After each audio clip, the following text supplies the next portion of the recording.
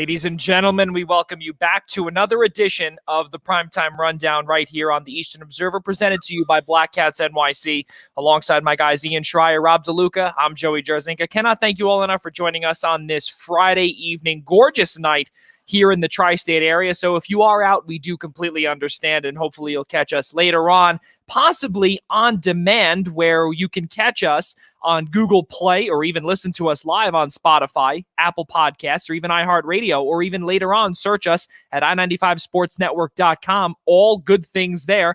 And as you do see, we are on iHeartRadio, i95 Sports Network, YouTube, all of the main areas of podcasting. So cannot thank you all enough for joining us here on this episode number 54, presented to you by Black Cats NYC. Ian Schraier, Rob DeLuca, how are you guys?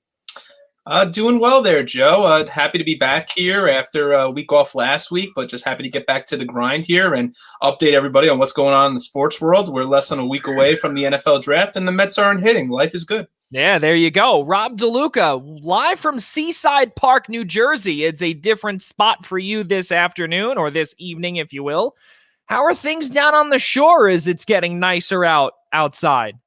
No, it's cold as hell down here. Right? It's very cold, very windy. But no, it's a setting our great people, our great listeners are familiar with. And, a bye week last week, but it just brings us into a great show today. We've got so much to talk about. We've got some great guests as always. And as always, let's get it. Yeah, there's no doubt about it, fellas. We have with us actually backstage, we have Dan McGoyon. He will be with us. He will be discussing college football, the NFL draft. We've got so much to talk about as well. And also we will be having Elite Sports New York's James Kelly with us later on in the program, as well as our good friend Casey Bryant to close out episode number 54. So why don't we get things started? Let's do it, and let's welcome in our main guest of the evening, Dan McGoyon, ladies and gentlemen. Dan, we really appreciate you coming on, and how are you this evening? I'm doing pretty good. I'll do a little better if those Mets bats wake up for Jacob deGrom tonight, but we'll see. We'll see how that goes. It's really crazy to see how it's just continuously same old Mets, brand new owner, Francisco Lindor, but we'll get to that later on. Guys, next week is the NFL draft already. I cannot believe it. April is almost done. And as always, everyone says April showers brings May flowers, but really April has just been flying by.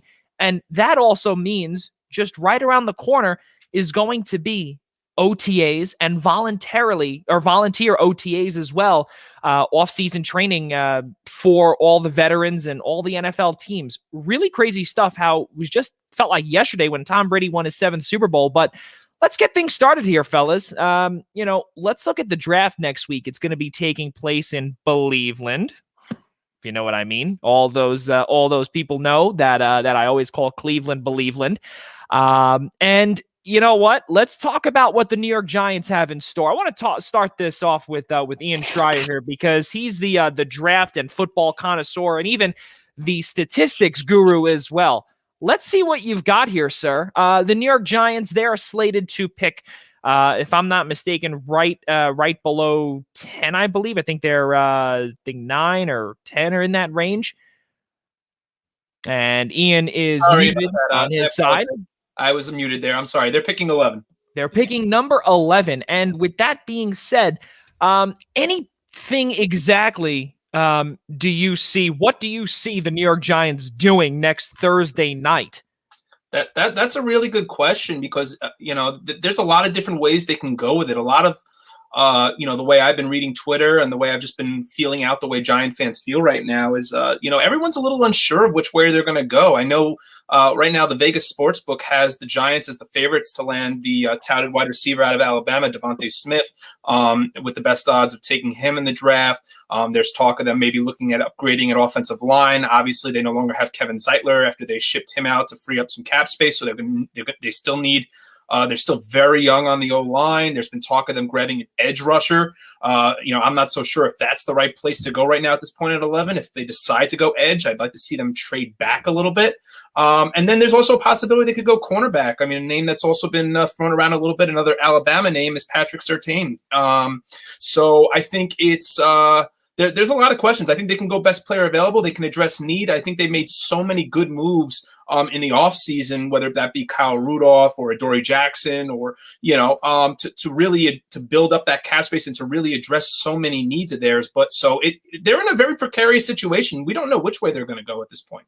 Yeah, it's really weird to see, especially you brought up Kyle Rudolph, how he also had a foot injury, and the New York Football Giants did not adjust his contract. And a pretty wild quote for all those Giants fans out there was that Dave Gettleman said that this is the Giants' way. We do not alter those contracts. We give it out to the guys that really deserve it. And that I thought was pretty gutsy to say, especially when we are in the era of the salary cap, and you never know where you or who you could be getting. Could you be getting the Minnesota Vikings type Kyle Rudolph, or could you be getting post-surgery or post-foot injury Kyle Rudolph that could potentially not be the same as what he was up in Minnesota? Dan Magoyon, ladies and gentlemen, let's hear your thoughts on the New York Football Giants and the NFL draft. Picking number 11, where do they go from here? I think 11 is an extremely intriguing spot with the Giants, and there's so many ways you could dissect this pick. Whether it's, do you go for need? Do you go for best player available? What is your biggest need at this time? Which players could potentially fall? I think they're kind of, depending on who you talk to, a lot of people might tell you there's 6 or 7 elite guys outside of the QBs, right? So now if you're a Giants fan and you're assuming they're not going to take a QB, you're going to root for as many QBs as possible to go. Could 3 QBs go? Could 4? Could 5? If 5 go in front of the Giants, then now, that suddenly opens up the possibilities of the different guys who could end up slipping and be there at number 11, who you didn't think would be there when this process started. Yeah, it's really crazy to see, just by looking actually at our little prompt here. The best thing that I see here that Ian Schraier wrote was, quote, "Please do not draft an edge rusher at number 11." I thought that was one of the funniest things I've seen. Rob DeLuca, do you agree with Ian on that, or no? Or do you think maybe an edge rusher could be in the cards for your New York Giants? I agree with Ian fully here. This is a very hard pick for the Giants to screw up. That's a way to put it. Is that they have so many options here, because after pick 2, once Zach Wilson goes to the Jets, this draft is up in the air on where anyone could go from picks 3 to like 15. It's insane how it could just be so interchangeable right now. I think that right now the big question is, are the Giants going to go BPA, best player available, or are they going to address needs? I personally am always a fan of addressing need, because honestly, granted, if a best player available also addresses your needs, that's a beautiful 2 birds, 1 stone scenario. Yeah. But I'm always in favor of addressing the needs, because by addressing the needs, that's how you truly get better as a team. If you just add the best player available on a position that you're already pretty strong in, what does that do except make that position stronger, but you still have the weaknesses everywhere else? So it's a tough call right now. Like I said, it's a very tough pick to screw up, even by trading it. If you get the proper assets, trading it is an option. Trading back is an option you can absolutely take here. So, and there's definitely a lot of teams that are intrigued by this 11th pick, just to throw out a couple names there: Chicago, New England, maybe even Las Vegas. So it is very, very close. It is a very close call here on what the Giants would do. If I'm Dave Gettleman, if I'm on the clock, I have that pick. My pick goes to none other than Rashawn Slater, the offensive lineman out of Northwestern. See, now that's actually the thing that a lot of people have said, because especially with Zeitler is now gone, and Nate Solder in his first season, he looked like an absolute bust. What would be the best thing to do? We saw a couple of years ago when Dave Gettleman made the BPA, or best player available choice, by taking Saquon Barkley. And actually, yeah, it worked out for him, obviously, but he did get a lot of heat for that, because you need an offensive line, or at least a formidable one, for the running back to be able to make these plays. And he did not have that. They were not able to do that. And not only that, too, Saquon Barkley was an absolute tank, which was fantastic. What do we see in terms of, or even our predictions in terms of where the Giants go? Do they trade down? Could they possibly get maybe a phone call from a questionable team that, one would say at this time is not really looking to trade up or potentially even down? I think what that comes down to, Joey, and Dave Gettleman addressed this in his press conference yesterday and said that, he's tried in the past to trade down and he just doesn't want to be fleeced. I don't think he's traded down in 8 years in his time between being the general manager of the Giants and the GM of the Panthers. So the Giants are not a team that has ever traded down. The last time I remember them trading up was to grab Landon Collins in the draft out of Alabama when they traded up into the second round to go grab Landon Collins out of Alabama. But yeah. I have no problems with them going out and addressing the offensive line. It's an area of dire need for them. I think there's a possibility. I'm not saying it's a strong possibility, but with the need of quarterbacks in this draft and the number of wide receivers and the number of really incredible skill players there are at the top of this draft, you could really see a guy maybe like a Penei Sewell fall a little bit, and then maybe the Giants entertain a trade up. That's why I'm okay if it's Slater. The only reason I said I don't want an edge rusher at 11 is because right now these edge rushers look like a lot of projects, and this is a team, yes, that does need an edge rusher, but right now guys like Gregory Rousseau from Miami or Azeez Ojulari from Georgia, guys like that, they are, they're kind of getting projected in the mid to late first round at this point. And the Giants are in a very comfortable situation where they can either get an offensive lineman, which would address a need, or just continue to bolster their skill players by grabbing a guy like a Devontae Smith if he's there. Well, I mean, now I want to look actually at the other side of MetLife Stadium and the other New York team in the New York Jets. And, obviously we know who they're going to draft. And it's very difficult because obviously they were trying to get Trevor Lawrence being the number 1 overall pick. And you know what? They actually hurt themselves and shot themselves in the foot by winning. Yes. For the general sports fans that are out there, that really can happen. You can shoot yourselves in the foot by winning. And that's what the New York Jets did out in Los Angeles in the new SoFi Stadium against the Rams. Brutal stuff. But it really did happen. The New York Jets are going to be taking Zach Wilson. We know that that's going to be in the number 2 pick. Obviously we know who the best quarterback in the draft is, but for the New York Jets, Dan, is Zach the correct or even the right quarterback for head coach Robert Saleh and general manager Joe Douglas, who surprisingly to some, and even from what we've heard too, rumblings, maybe he might be even out on the street. So what do you see here in terms of, is Zach Wilson the right fit? I think Zach Wilson is the right guy. Obviously, Trevor would have been the ideal guy at number 1. Once you won those 2 games, you lost that opportunity. But I think in Zach Wilson, you have a quarterback who has an amazing electric arm. He's got that quick release that you really look for. He's got that improvisation game as well, where he can kind of change angles, make throws on the move. He's mobile within the pocket and he can scramble, and he's got the power. He's not the biggest guy in the world, so durability is a little bit of a concern. That's something you don't have with the Trevor Lawrence, but he's got the strong arm that can fit the ball in through windows. And I got to be honest, guys, I think if Wilson is not in this draft, I would not be surprised if Sam Darnold were still a Jet and the Jets would be a team that would be looking to trade down right now if they hadn't already. Well, wow. Dan, if I could follow up on that, it's a 2-part question, and I know you as the Jets fan yourself. Do you think that Sam A got a raw deal, and B, do you think that Zach Wilson, as a result of the school that he played at, even though he had a good pro day and he had a great season, has a little bit of a red flag attached to him instead of the Jets maybe drafting another Power 5 guy like Justin Fields? As for Sam, I think, it's both things could be true, right? It's possible he is not the guy and that was a bad pick, but we never really found that out because he was never really given the opportunity to excel here. I was looking at the different stats and why the Giants should draft an offensive lineman, and one of those is, they gave up the second highest percentage of pressures of any team. Well, who gave up the first? The Jets did. So, and this was an improved Jets offensive line from Darnold's first 2 seasons. He lacked weapons. He lacked innovative coaching. So there's very few quarterbacks who would have succeeded, I think, the hand that Sam was dealt. I mean, you talk about the type of roster Lamar Jackson had, the type of roster and coaching Josh Allen has had.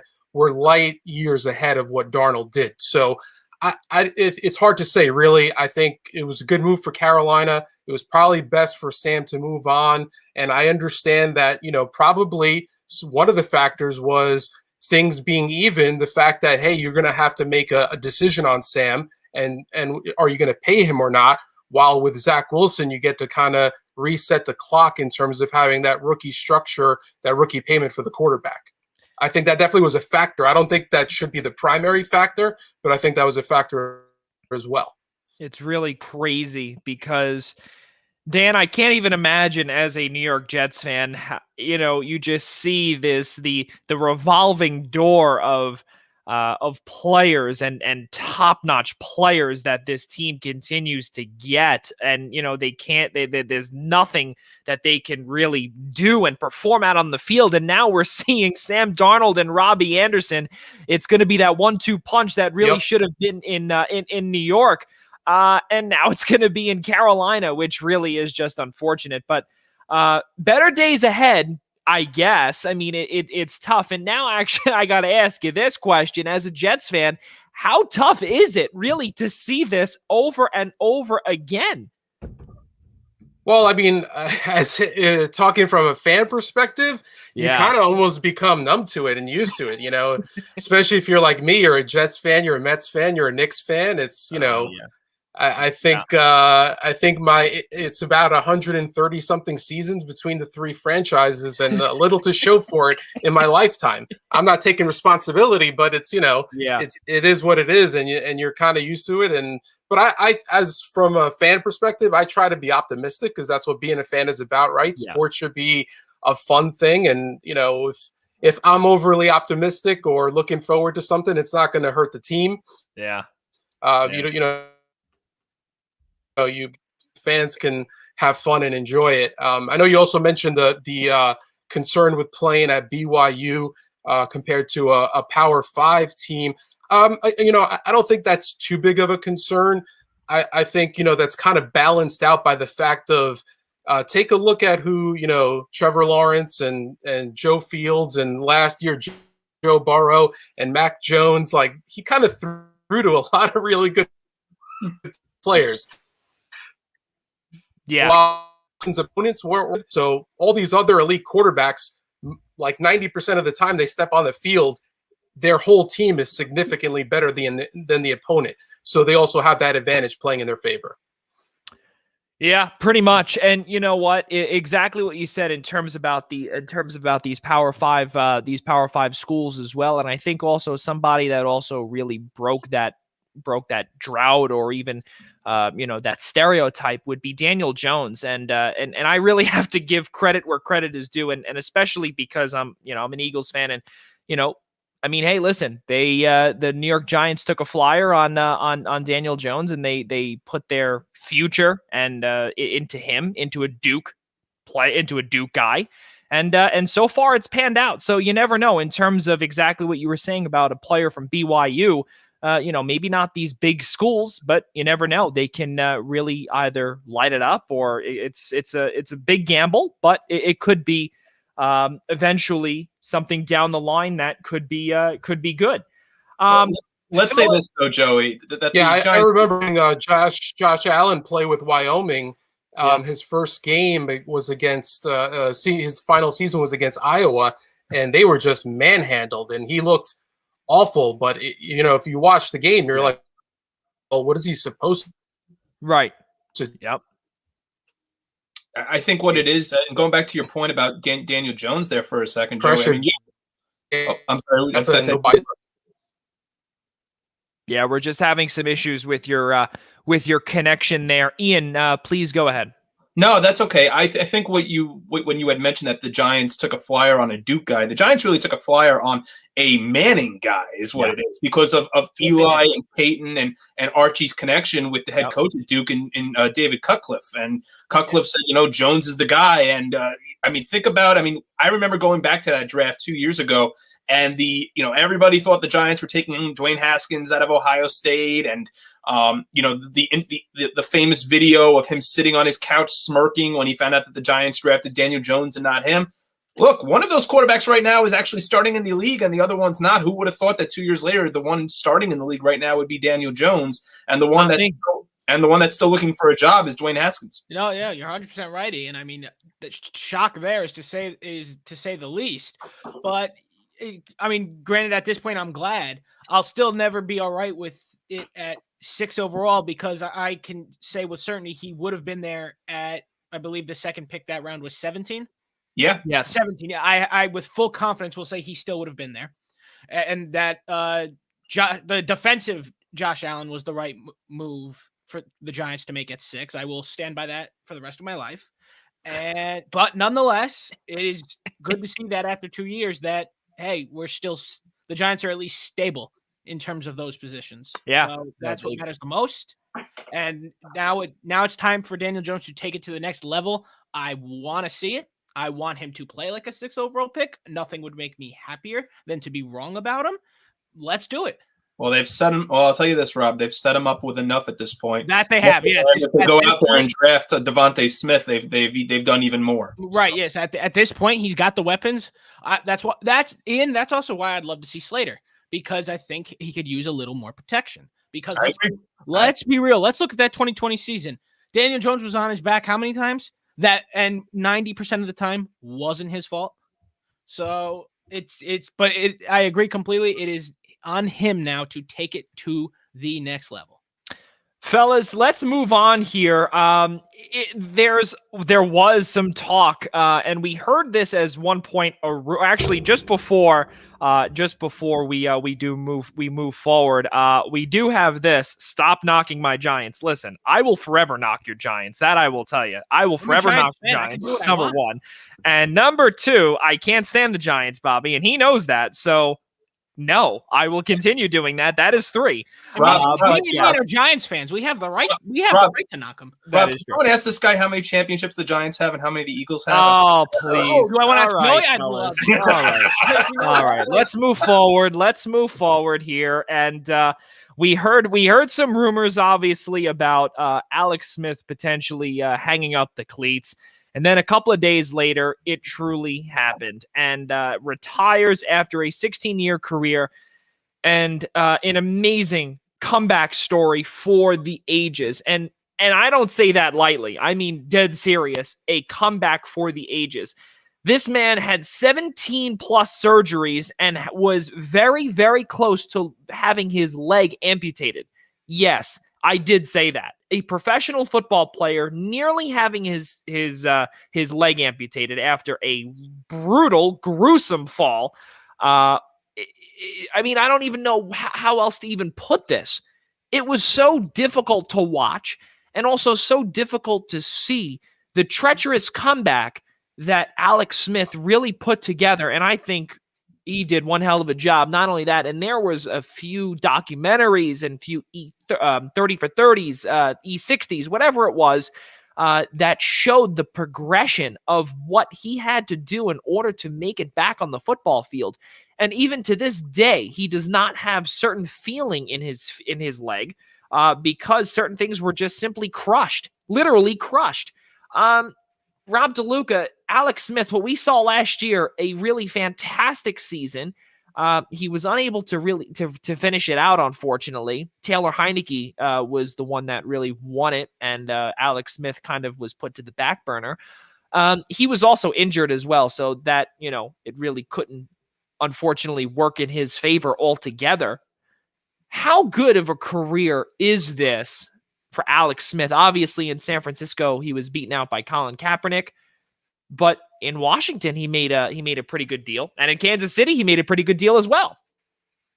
Yeah, this career has an interesting and pretty iconic path. I mean, you talk about what he's done. He was decent in San Francisco, was beaten by a better quarterback at the time. At the time, the better quarterback beat him out for the job, and so he had to leave. But he found his way again in Kansas City under Andy Reid. It was a great connection those two had.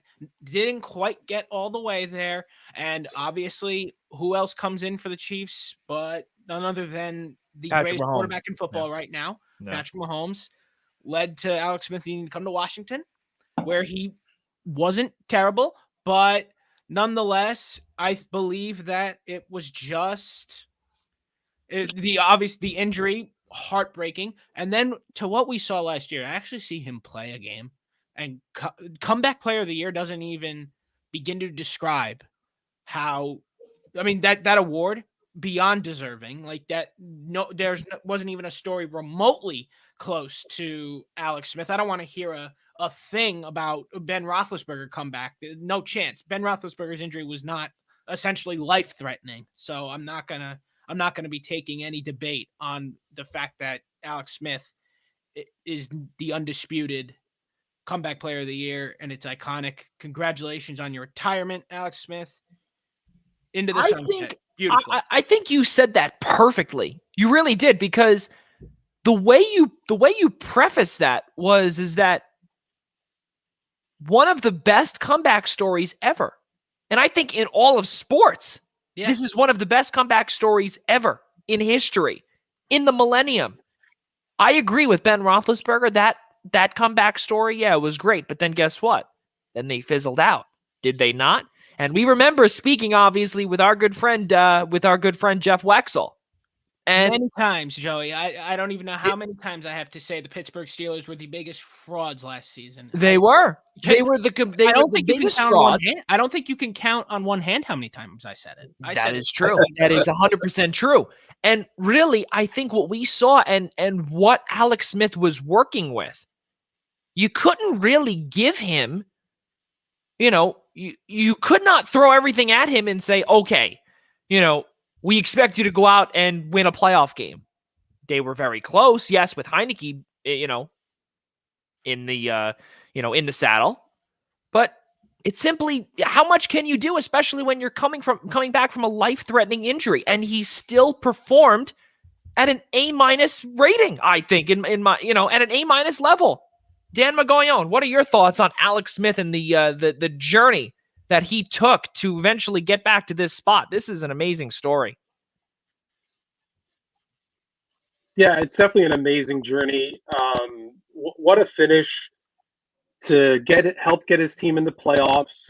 Like you said, he wasn't there for the end, but I believe he was 5-1 in his six starts than like every East back had in wins last year, I think. But to think back to early in his career when he was basically labeled a bust after being the number 1 overall pick, who would have thought he would have lasted 16, 17 seasons? Mike Singletary and that bunch, they had some expectations. They didn't come close to reaching them. And then Harbaugh came in and he kind of helped resurrect his career. I think back to that championship game against Rob's football Giants, where I believe Williams was the punt returner who I think fumbled 2 punts in San Francisco on that rainy day. Otherwise Smith might have gotten to the Super Bowl. He played really well in that game. And I think even with the Chiefs, I believe they lost that great comeback to Andrew Luck and the Colts in the playoffs, where Smith also, his defense let him down in that one, and he played spectacularly. So to go from you don't see that often. You know what I mean? You look at a Derek Carr and you look at other guys who were high picks, who flamed out, who got that bust label, who had to deal with that albatross on them, to be able to pick themselves up to still have a productive NFL career is so rare. And I think it's that character that it's not a surprise that he was the guy that came back from that injury. Ian Schraier, your thoughts on this journey, especially in our division? No, I think Dan and Rob both said it best. And I think what we can't forget also about Alex Smith was that he was the number 1 overall pick, and that the 2 premier quarterbacks in that draft were Alex Smith and Aaron Rodgers. And Rodgers was the quarterback that was hanging around in the draft room most of the night in Radio City before the Packers scooped him up. But yeah, I think one thing you can't doubt about Alex Smith in his career was the fact that he was just such a gamer.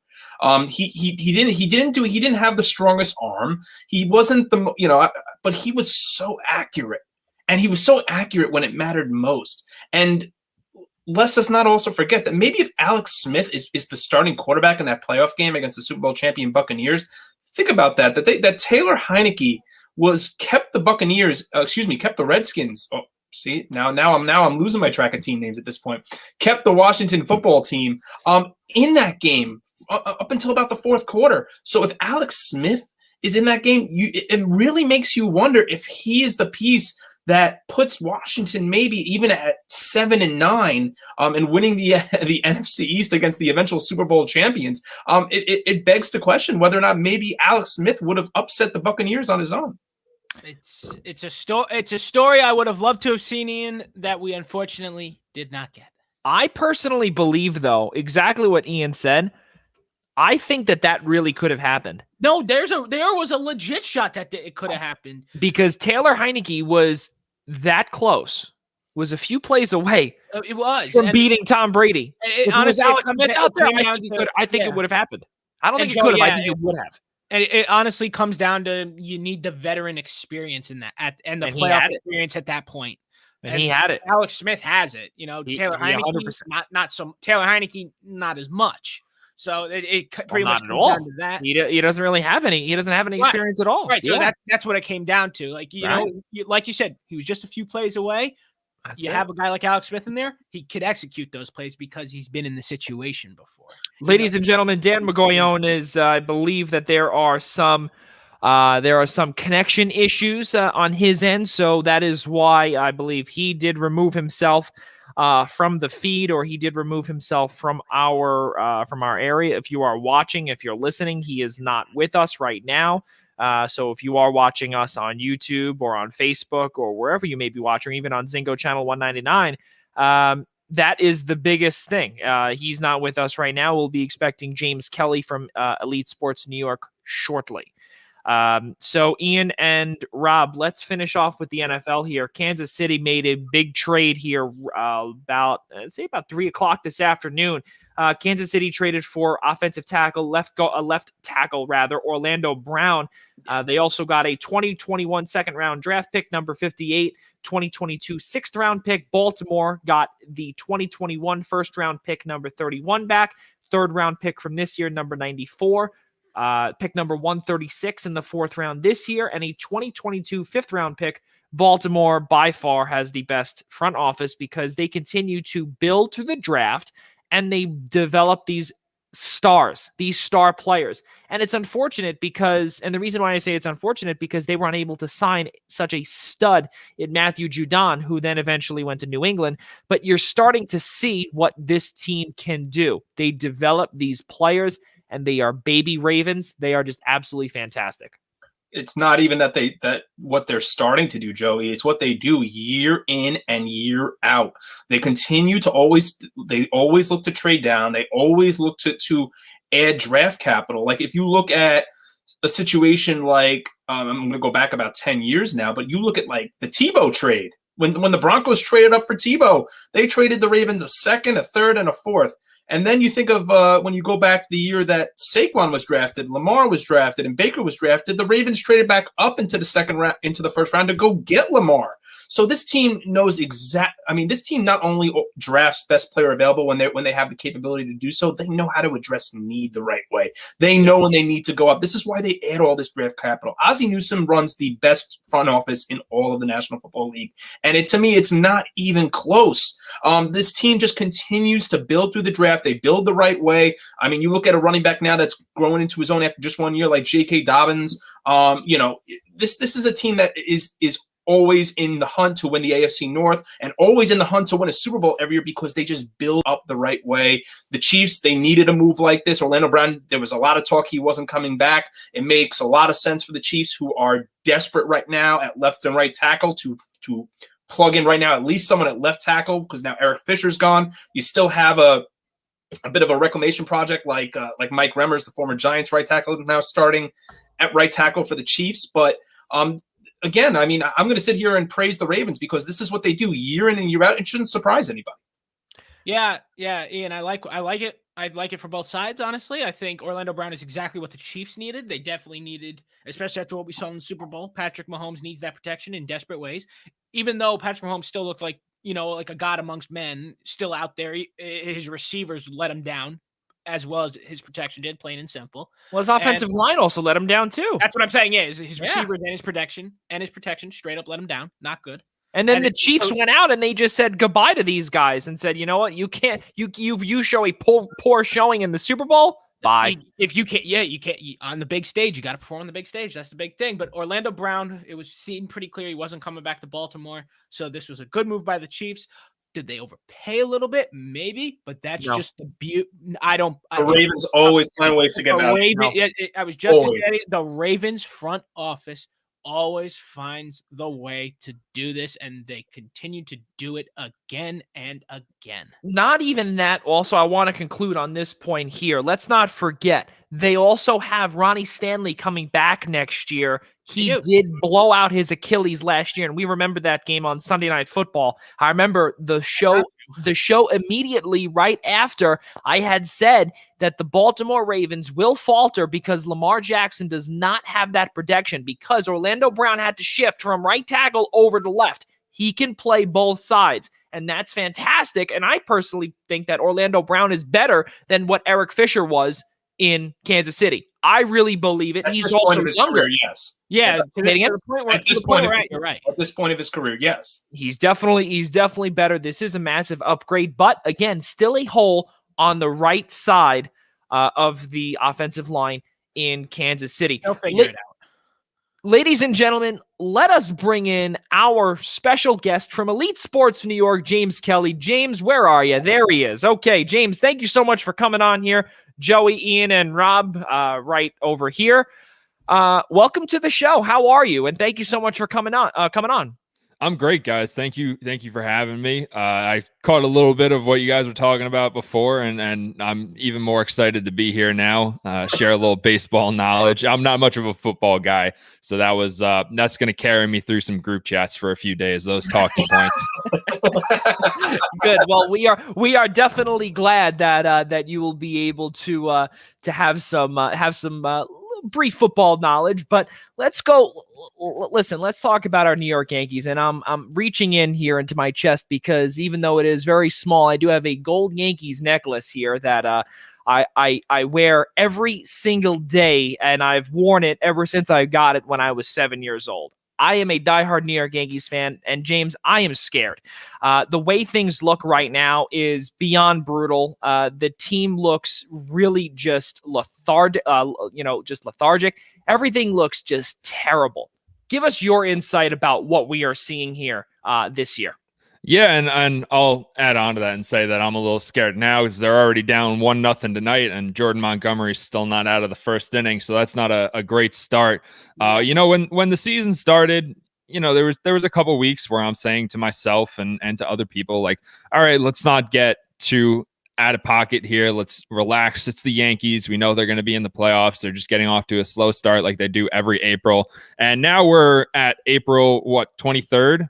Yep. I'm starting to get a little worried because the problems that they're having are problems that we've seen before. The inability to score with runners in scoring position.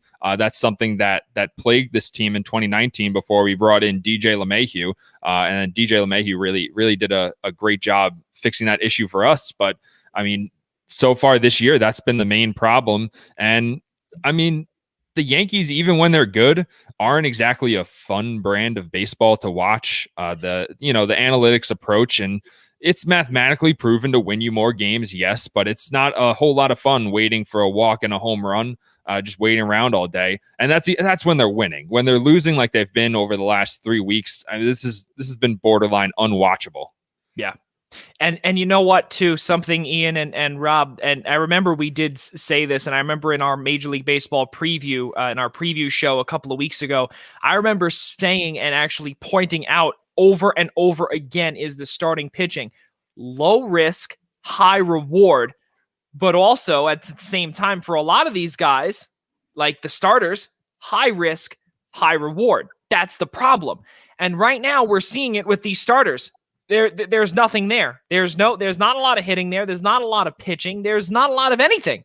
Ian, what do we got here from the outsider perspective and the Mets fan in the room? No, I think it, this isn't like most slow starts for the Yankees in April. We know that they're built off the home run. We know that they strike out a lot, but like we said, we know they're built off the home run because of the ballpark that they play in. But when you look at that lineup every single day and you see names like LeMahieu and Sanchez and Judge and Stanton when healthy, I mean, am I a little surprised that Hicks is struggling? Yeah, but I think at the same time, I think that Hicks has also been hurt the last couple of years as well, which hasn't helped his case. But my concern to start, I guess, to ask you, James, is more about the pitching. We knew what we were going to get out of Garrett Cole to start the season, but I really initially liked the Kluber move. Obviously, Kluber has still not refound that form from a couple of years ago. But bringing in names from the spring, because we did not see them go out there and try to retain a James Paxton or a J.A. Happ. We saw them try to go with the younger guys and try to get something out of Monty, or try to get something out of Davy Garcia, who didn't make the team out of camp.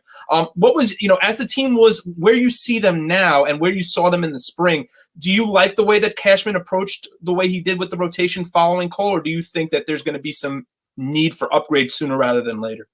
Oh, I think come July, if we're still having some starting pitching problem, we're definitely going to have to make an upgrade. I think, Brian Cashman clearly got a budget. The Yankees didn't want to go over the luxury tax, and we're right up against that threshold now with the team we have, which is why we didn't go out and add or bring Masahiro Tanaka back, a guy like Masahiro Tanaka or James Paxton. And I guess we kind of dodged a bullet with Paxton because he's going to get Tommy John surgery. Sure.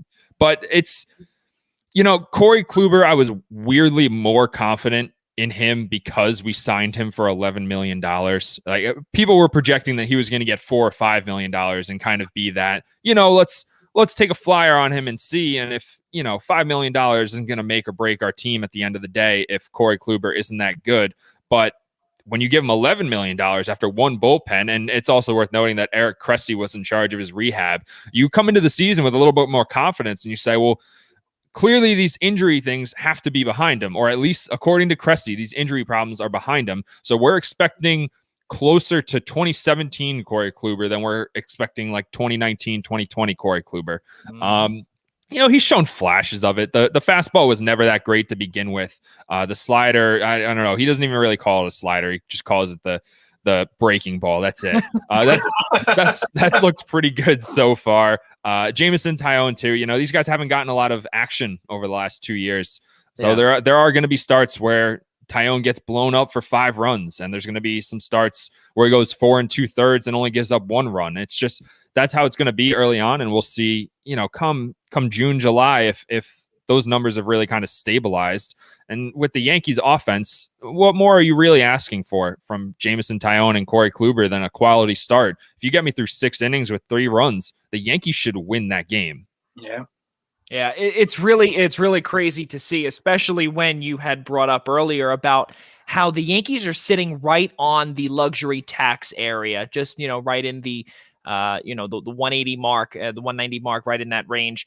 And it's crazy to see also how this Steinbrenner-owned team, obviously George is no longer around, hasn't been around for nearly 11 years, and obviously his sons were making the decisions long before he did pass away. But the George of old, we know for a fact that he would be going over and way over the luxury tax because he didn't care. He just wanted to buy. And now we're seeing a very different Yankees era now. The New York Yankees are now 12 years out of their most recent World Series, which is crazy to say. It just shows we're getting old.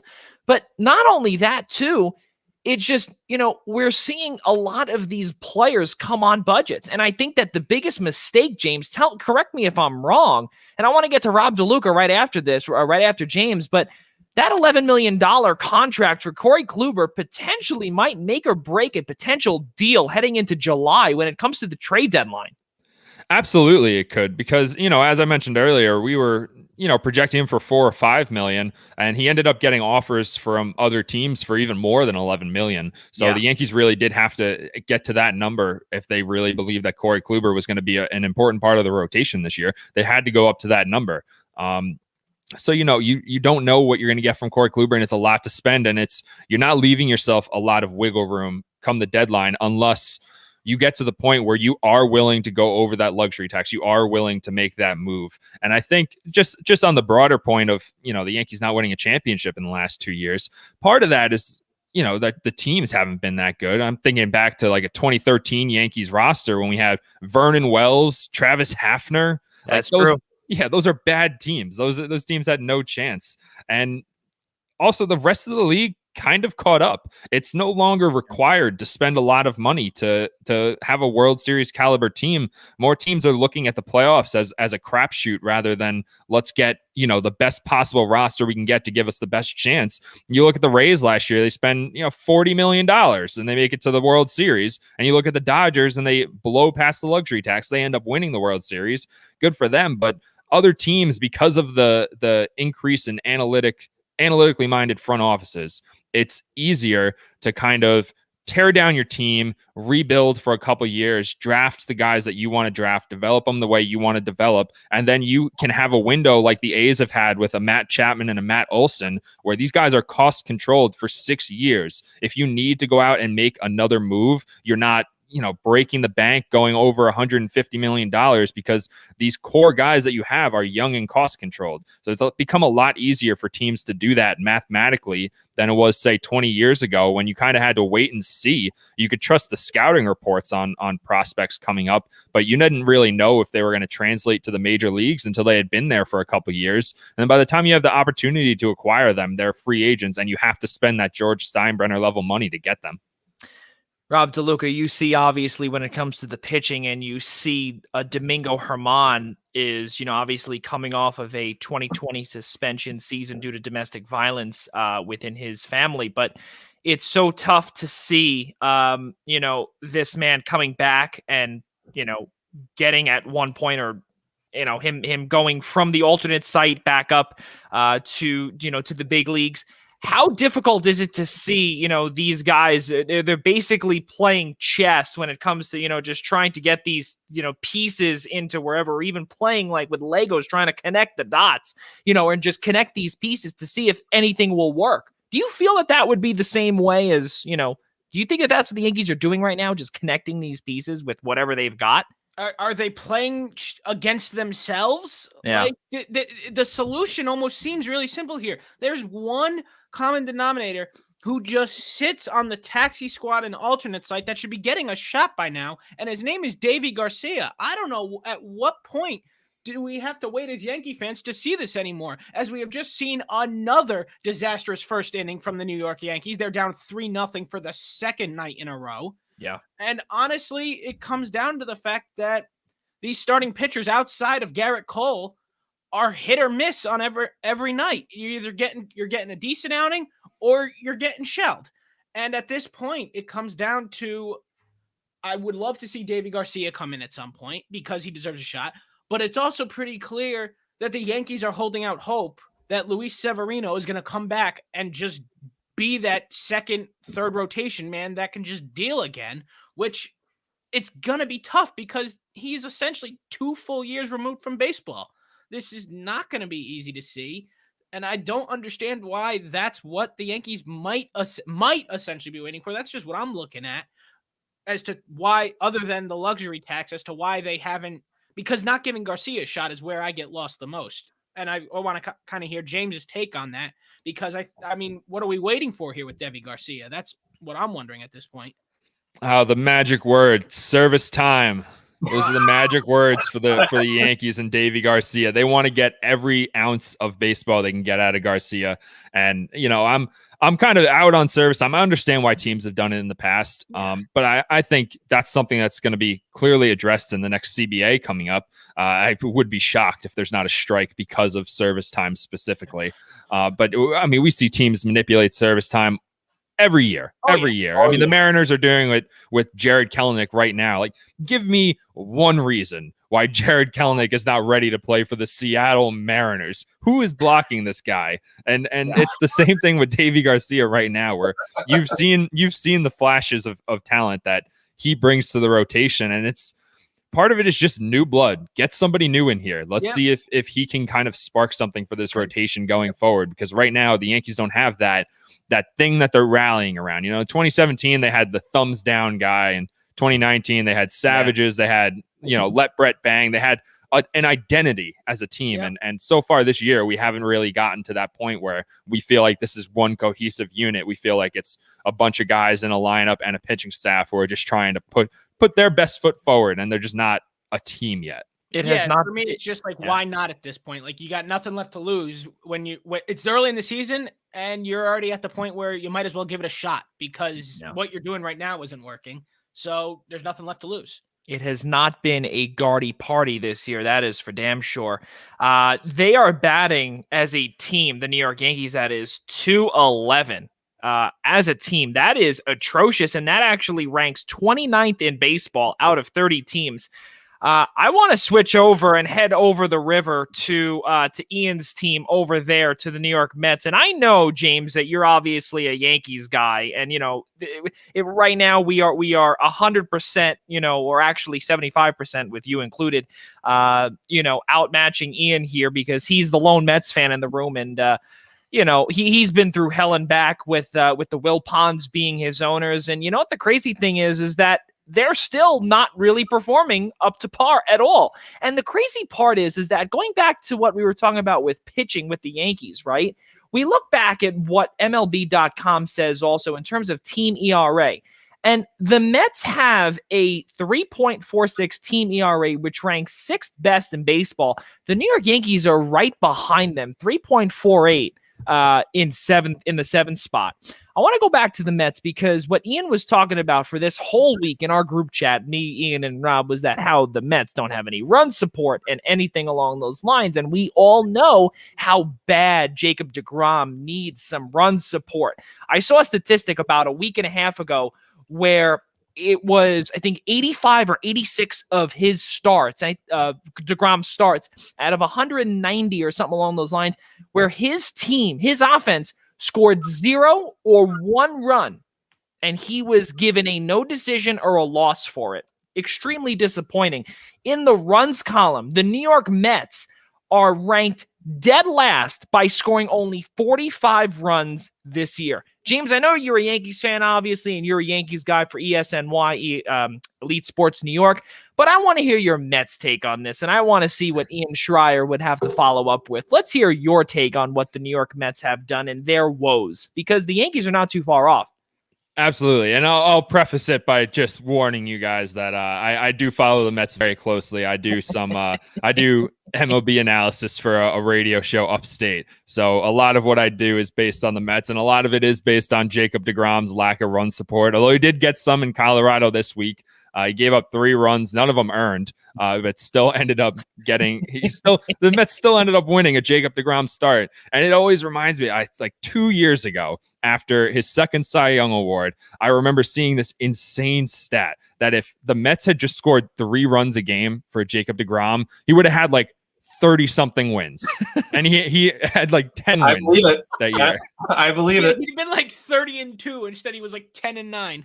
Yeah, and it's absurd because then you also get to the end of the year, when we're voting on awards and you have those 90-year-old men coming out of the woodwork saying like, oh, how can we give Jacob deGrom the Cy Young Award? He only had 10 wins.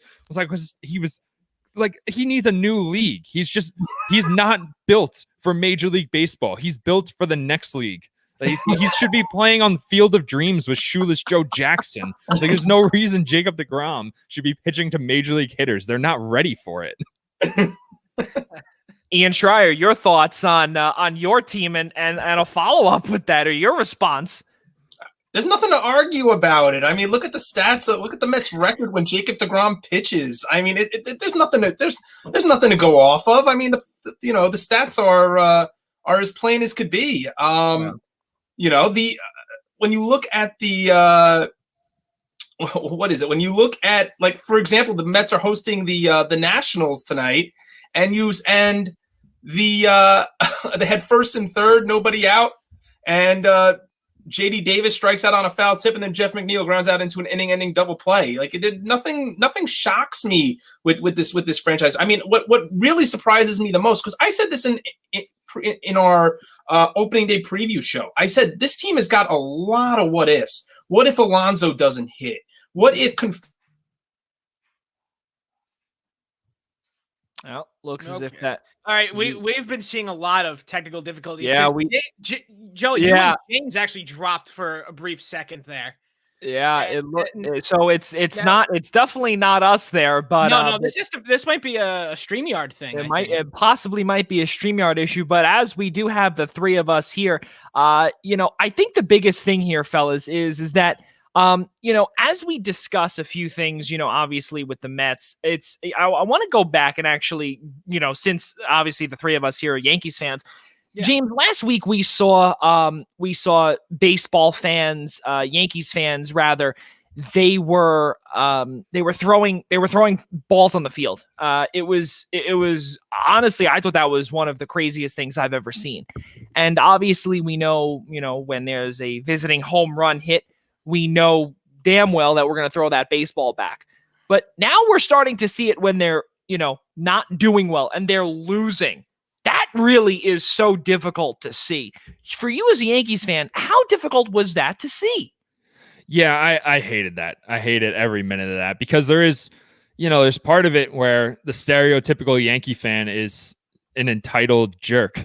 I don't know. I have some colorful language for it. I don't know if I'm allowed to curse on this, but the Yankee fan in general, yeah, it's just, there is this stereotype that we feel entitled to win every single game. And the way that we've been getting beat by the Rays over the last couple of years it's frustrating. It sucks. It sucks to lose to the Rays like that so many times, especially at home in Yankee Stadium. It's one thing to lose in the Trop. We have to destroy the Trop. It's the worst place that's ever existed.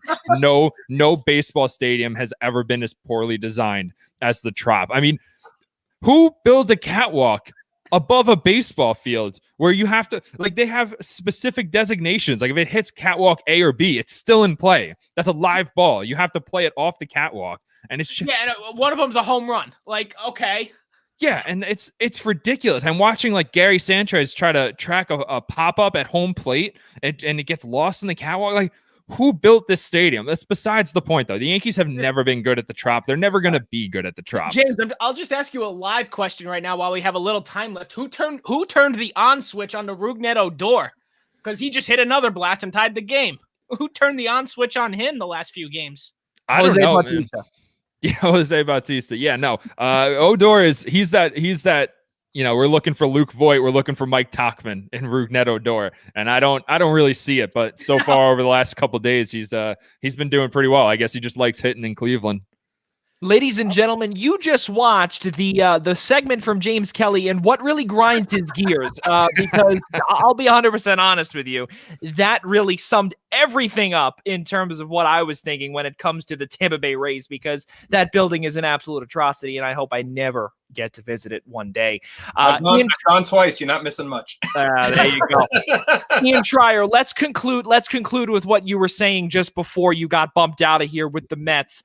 We were discussing earlier about the run support or the lack thereof, and really what right now a Steve Cohen run team is. They're really underperforming, if you will, when such high expectations are here and ready to go. I mean, you really want to get excited over the fact they scored 6 or 7 runs in Colorado, of all places, Colorado, with a lineup that is supposed to be full of power hitters. I said before, you look at the second inning of tonight's game against Washington, they had first and third, nobody out, and J.D. Davis strikes out on a foul tip, and Jeff McNeil grounds out into an inning-ending double play. This is just what the Mets have become known for, not just even in Jacob deGrom starts, but how they're looking right now, 14, 15 games into a month into the season.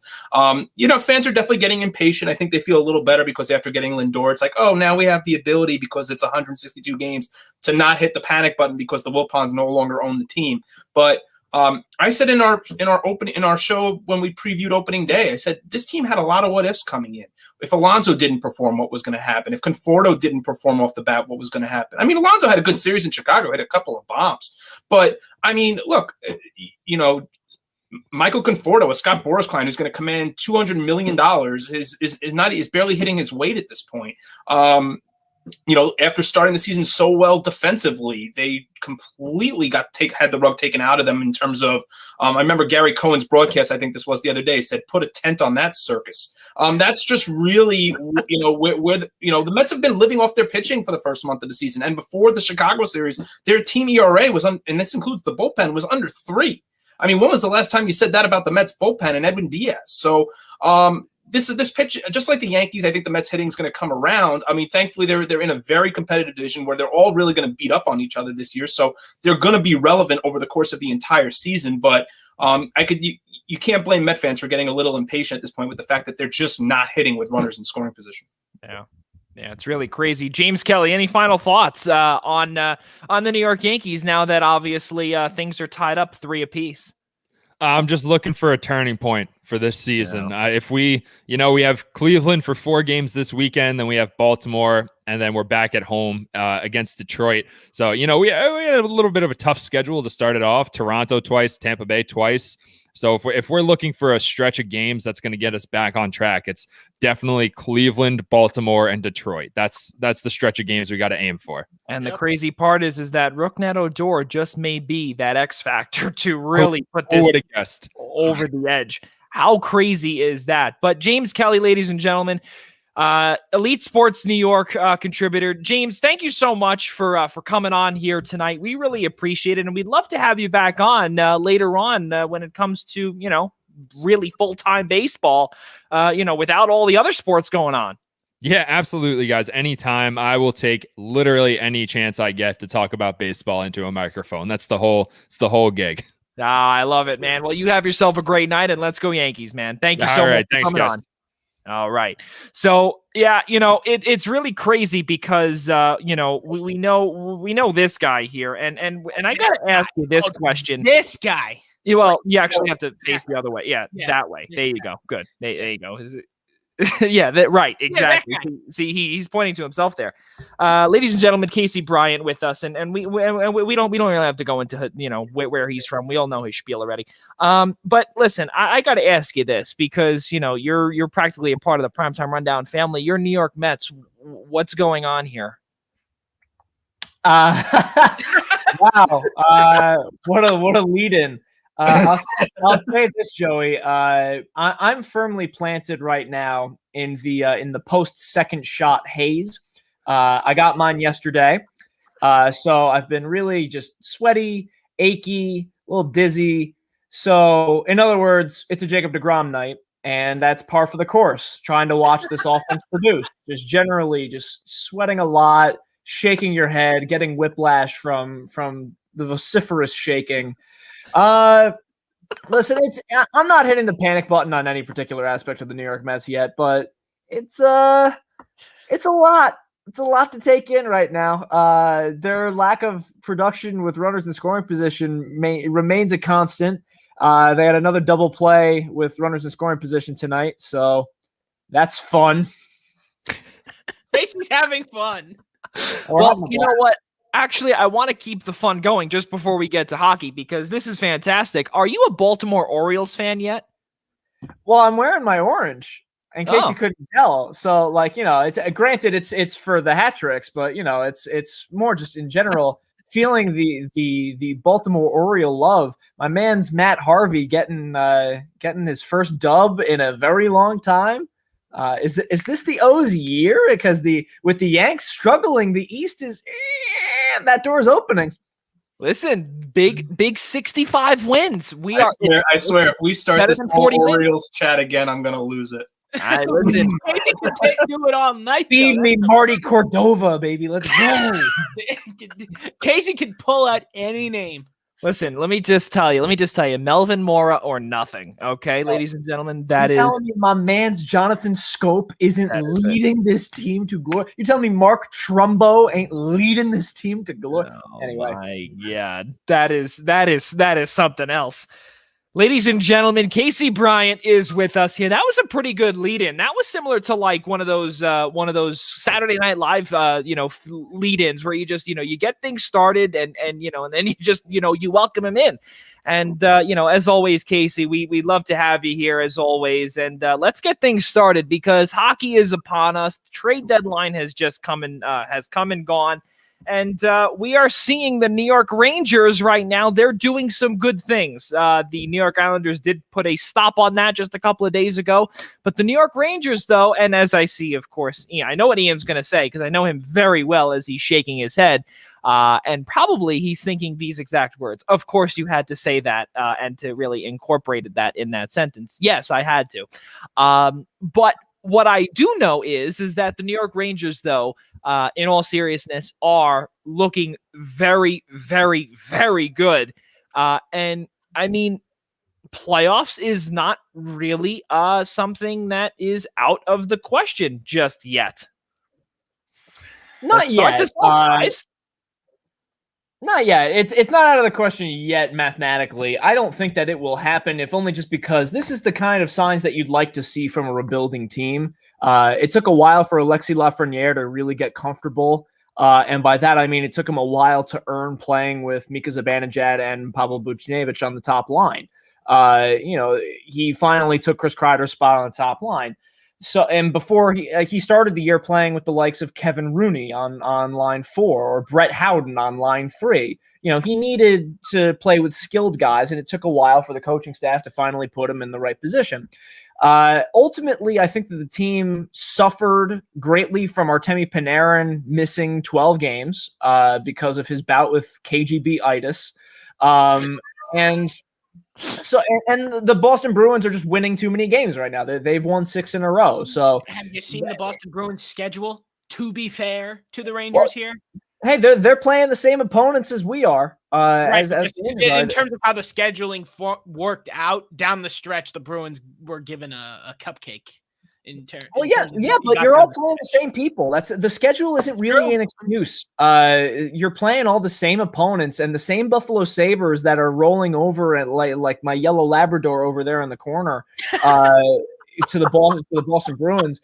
I mean, they're the same Buffalo Sabres that beat the Rangers twice this year. So the Rangers swept the New Jersey Devils. That's great. The New Jersey Devils are essentially fielding a glorified ECHL team. You better believe it. So the Rangers lost to the Philadelphia Flyers when they shouldn't have last night. So are the playoffs out of the question? No, but this is more about growing than anything else. But I think the biggest thing here, DeLuca, in just 1 second, is that it just shows how good this team will be next year when $13 million comes off the books. 13 of it is dead money right now. This scares me as an Islanders fan, Rob DeLuca. Does this not scare you as a Devils fan? Joey, that's exactly what I was just going to say. This is exactly what the Rangers fans wanted to see from this team. Be in the fight and be close. I personally do mathematically know it's not over, but with only 9 games left, 8 after tonight, as they currently lead 2-1, that hanging on here would put them to within 6 points, and the Bruins have games in hand. So it's very, very tough to say that the Rangers might be able to squeeze past Boston for that 4th spot. I don't see it. But in terms of the next year and beyond, I'm terrified of the New York Rangers right now. As Casey pointed out, Alexis Lafreniere, when he plays with the skilled guys, he's looking good. He's got himself an assist tonight, I believe, on the Pavel Buchnevich goal. And honestly, I think that those are just the guys that Lafreniere needed to start playing with. That's what the coaching staff needed to realize. As Casey said, Casey pretty much nailed it. But this is definitely the progress that Rangers fans wanted to see. It's certainly progress fans that myself as a Devils fan and other Devils fans wanted to see from the New Jersey Devils, and we have essentially seen regression. So I would much rather be in the spot of the New York Rangers right now because this actually looks like fun. I'm going to go so far to use the word fun. This looks like fun to me, mainly because Casey, they're in the lead. Looks like fun to me. Well, you touched on the cap situation in particular. The cap situation is very, very tricky because, yes, you do have a lot of money coming off the books because, if there's one thing that the New York Rangers organization loves, it's to buy people out. I'm surprised at this point that they haven't bought out the equipment trainer. They haven't bought out, the 3rd video editor for their commercial spots. It's at this point they just love buying people out and handing out dead money. And they're going to have even more of it once they buy out Anthony D'Angelo at the end of the year. So it's not like they're going to be totally free of that. The question becomes, do you go for it right now and try to land a big fish in the offseason, or do you kind of play it smart and don't go crazy spending in the offseason so that you can lock up Buchnevich long term and after next season because Zibanejad is going to be off the books? So you kind of have to take a lot of things into account. I think that Buchnevich's salary is going to be doubled, if not more, in the offseason. And then you have to consider, do you keep Mika? Do you keep Ryan Strome? Who's going to Seattle? It's a very tricky situation where I don't think the Rangers are going to be as crazy in the offseason as people seem to think. I think that they're going to play it very conservative and wait to see what prospects are ready for the NHL next year, because Zach Jones is coming up. Nils Lundqvist is coming over from Sweden. You're going to have – and you need another year from Kakko and Lafreniere. So it's a very precarious situation. Fun, yes, but precarious. Ian Schraier, you as the Rangers fan, how quote-unquote fun is it to see this right now when expectations and the bar was set extremely low? Well, I think expectations were set kind of right in the middle, to be honest with you. I think that's the best way to put it, is that we're still in the thick of this rebuild, and I think Ranger fans had a sense of false security because after the return, as I think I mentioned this a couple of weeks ago, after the return to play tournament, I think all Ranger fans expected, all right, baby, that's it. We were in. We got to the playoffs a year earlier than we expected, and then we got swept by Carolina, and we realized that we weren't as good as we thought we were. I think for the Rangers, I think things are progressing nicely. I think things are progressing on track as much as they can be. I love finally seeing Vitaly Kravtsov here from Russia. It's been way too long to wait for this guy to finally want to come over. And I know the Rangers kind of loaned him over and said, let him finish the KHL season and then let him come over. But this is a team that was just in dire need of just, as early as maybe less than a month ago, just in terms of offensive production, other than a guy named Artemi Panarin. I mean, think about how long it took, as Casey had mentioned, look how it took to get a guy like Zibanejad going. But I do think that I agree with Casey. I can see a conservative approach to free agency. I don't think that that's still not going to take them out of the big fish picture. I still think that they're going to entertain ideas, around with Buffalo for Jack Eichel. I still haven't given up on that. But I do think at the same time, I think they need these role players on the third and fourth lines, that they need to acquire guys that have done it before, winners. They need to acquire guys who have won cups. They need that type of leadership on the bench. They are so young, and I think they're hitting their stride now to a point where next year you say, maybe next year's the year where we need to take that run at a playoff spot. And in order to do so, they need a little more veteran leadership there. And they need to decide what they're doing on the blue line. Aside from Keandre Miller, aside from Adam Fox and Ryan Lindgren, there's three other players on that blue line that they need to address. Obviously, Brendan Smith comes off the books at the end of this year. They shipped, obviously, Mark Stahl over to Detroit before the season started. But that's where guys like Zach Jones and Nils Lundqvist come in, because these are guys that they're projecting to come out and maybe not be stars, but be, a big piece of that supporting cast. So if not, they need to address defense, and they need to get a couple of key role players, because that's what they're missing right now. You look at the salary cap with the New York Rangers, and I want to take a little detour off the road here. I don't want to completely crash the car, but what I do want to know here is, for the New York Rangers fans out there that are watching, definitely give us a couple of comments here. I want to ask this question that a lot of people had said, and maybe it was out of spite, out of hate in the Islanders fans groups that I'm in, but a lot of people that I saw, not even Islanders fans too, I saw some Rangers fans even say it too, and I was a little skeptical about it. Is there a possibility that Artemi Panarin's $11,642,857 contract, would that eventually backfire on them because of that high salary cap, especially because we are in a flat era right now with guys such as Zibanejad, Pavel Buchnevich, Kaapo Kakko, and who knows, maybe Lafreniere, if he continues to develop in a upward progression. Does that $11 million hold them back from signing another big fish? That's a good question, Joey, and I'm going to follow up with another question. I'm kind of curious to get Casey's input as well as Joey and Rob's, but Casey more because he's a Ranger fan. There was an article in the New York Post, I believe it was last week, in regards to the Rangers entertaining trading some of their rising prospects right now in the hopes of landing a big fish because they don't want to have to pay somebody else. So Casey, I guess you first, do you think that we could see them entertaining a name that was floated around was a name like Keandre Miller? Do you see them floating around because of all the draft capital they have and some of the young stars that are progressing? Could you see them trying to trade some of those young players to go get the big fish and take a run at it next year? Ian, did you see the clip the other day of Pavel Buchnevich when he was asked a question from Larry Brooks and what his reaction was in the post-game scrum? There was a question over Zoom. They're asked questions and they go, all right, next up is Larry Brooks from the New York Post. Pavel Buchnevich openly covers his face. Goes like this. I didn't see that, no. That is my reaction anytime Larry Brooks or Brett Sergalis or anyone from the Post opens their mouth in regards to what the Rangers roster decisions should be. I'm sorry if that hinders you guys' ability to book them on the show in the future. But the Post opinions are just, it's rag. It is awful. So should they trade Keandre Miller? No, they'd be absolutely stupid to do so. Should they? Will the Artemi Panarin contract backfire? Absolutely not. I think Artemi Panarin, if anything, is underpaid, as evidenced by the fact that he literally left money on the table to go play for the New York Rangers because he was offered more and he's worth more. He was offered more out east. Yeah, remind me again, Joey, what team offered him more money? Yeah, the New York Islanders did, but his Manhattan,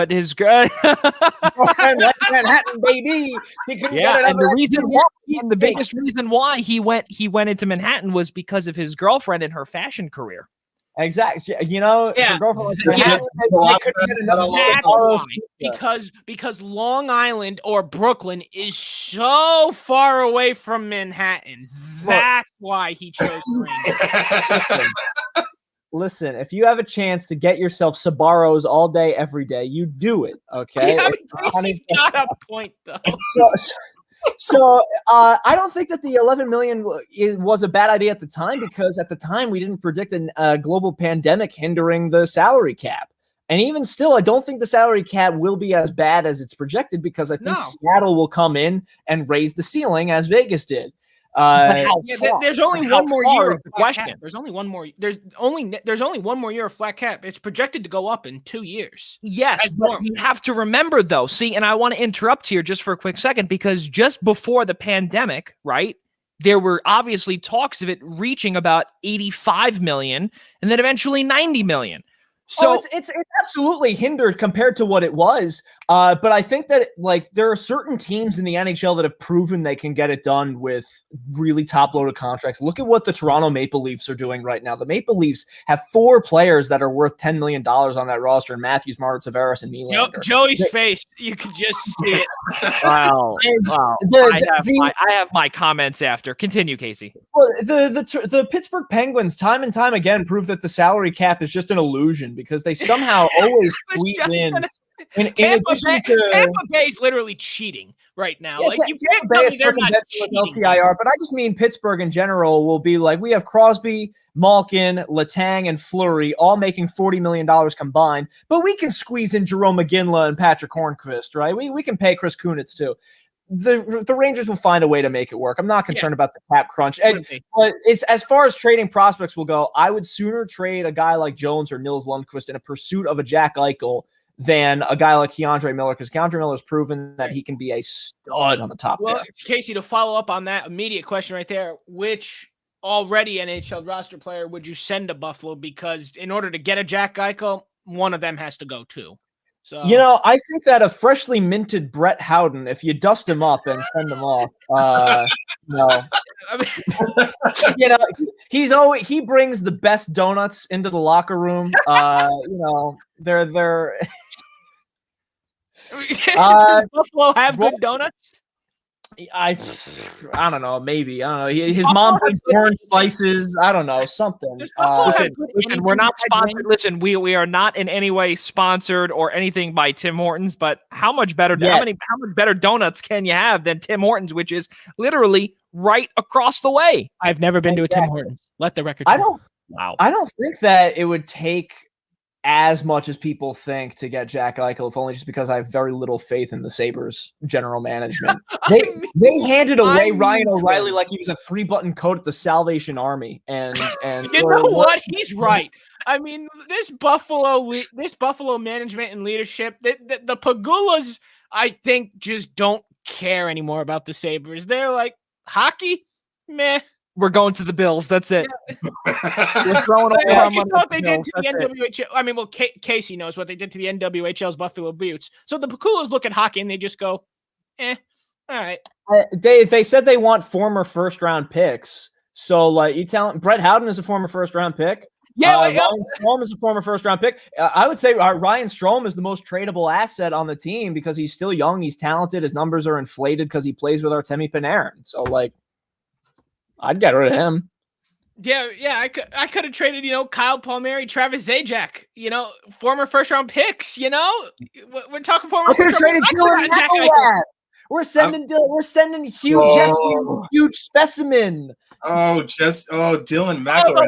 The one bust of the 2003 NHL draft. You're going to tell me like Manny Malhotra is next on that list? There was not a single bad player in the 2003 NHL draft's first round, or even pouring into the second round. There was not one bust in the 2003 draft except for Hugh Jessamine, and the Rangers took him.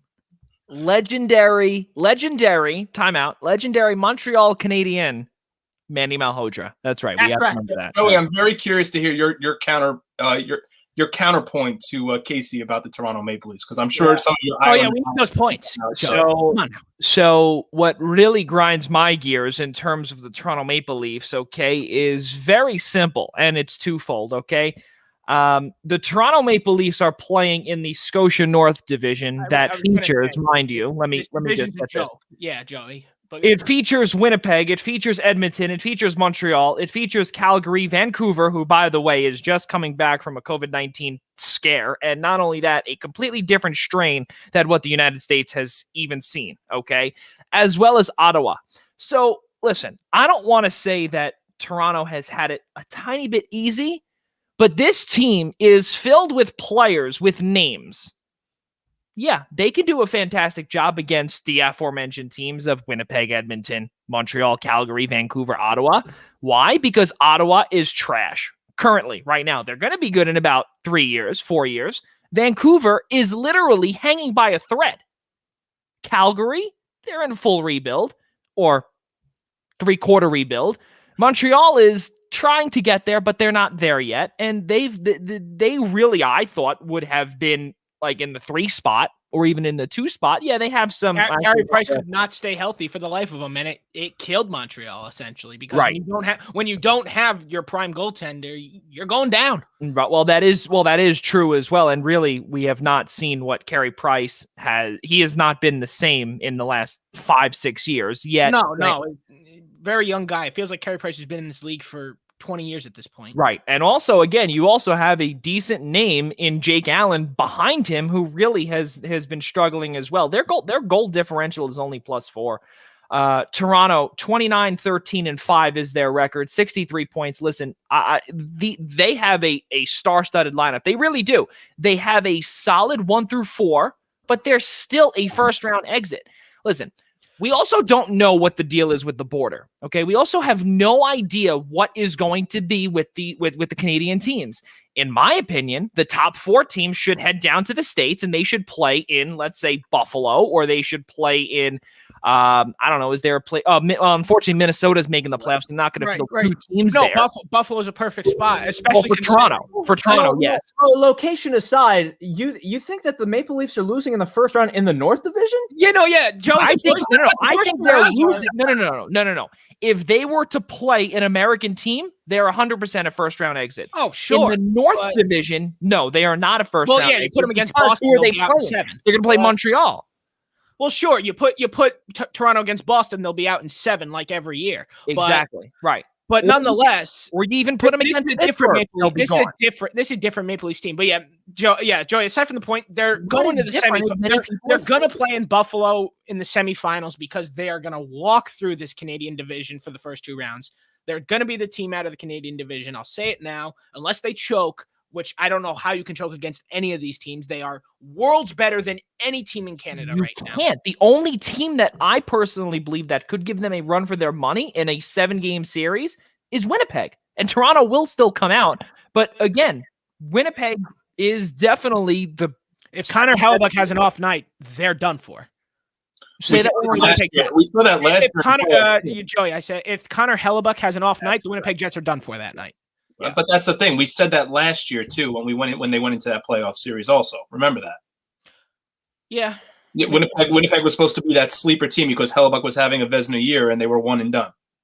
Look, I have to hard disagree on the notion that the Maple Leafs are still a first round exit if they were playing in the normal Atlantic division. I think that they would beat most teams in the Atlantic as opposed to this year. If this was a year in a normal year and the Maple Leafs with this current roster that they have, if they lost in the first round again, honestly, the franchise needs to be old Yellard. Like, you can't lose in the first round with this construction. Yeah. Honestly, Kyle Dubas would have to fling himself from the CN Tower. There's just no way that this team is built to lose again in the first round. I think their depth is better than it ever has been. Yeah. The reason why they struggle of late is a new Maple Leafs team. This is different. Well, the reason why they struggle of late is because Frederik Andersen, the starting goaltender, is hurt, and they've had to rely on some dude that you've never heard of winning 11 games in a row in order to kind of. He did just that. Well, let me just say this as well. And this is a big thing too, fellas, is that I guarantee you, and it's very evident, okay, that they were not able to make these moves if Freddie Andersen was not on the long-term injured reserve because their salary cap is $84 million. So if you, let's say, for instance, remove Freddie Andersen from the long-term IR, you've got $5 million now heading back on the books. Now, who's going to come off of that? Well, do you remove, let's see, a guy named Nick Foligno? Do you remove a guy named, I don't know, Ben Hutton, who really, again, is another defenseman who we all know Toronto's defense has been absolutely Swiss cheese in the last, 3-4 years. Again, you don't. I think that right now they are riding on the fact that the two goaltenders in Jack Campbell and David Rittich as well. They've been and also Michael Hutchinson as well. They've been fantastic, and they've been able to use that their small payroll, if you will, or their small combined payroll to get these Nick Folignos, Riley Nashes, who we don't even know if he's going to play, but again, small flyer on him. And it would be nice to see Jumbo win a playoff round. It would be nice for him to win a Stanley Cup, but not with Toronto. No, not with Toronto, please. That would grind my gears even more. No, Joey, I agree. Casey, I agree. They're not a first-round exit. I think unless they're playing Boston because they're literally cursed by Boston for whatever reason. It literally would just happen in 7 as it does every year. But no, nonetheless, they're gonna make it to the semifinals. And we'll see what happens when they come down. We'll see what it's like for them to play in Buffalo, because I assume just with how close that is to Toronto, that's where they'll play when the semifinals get started.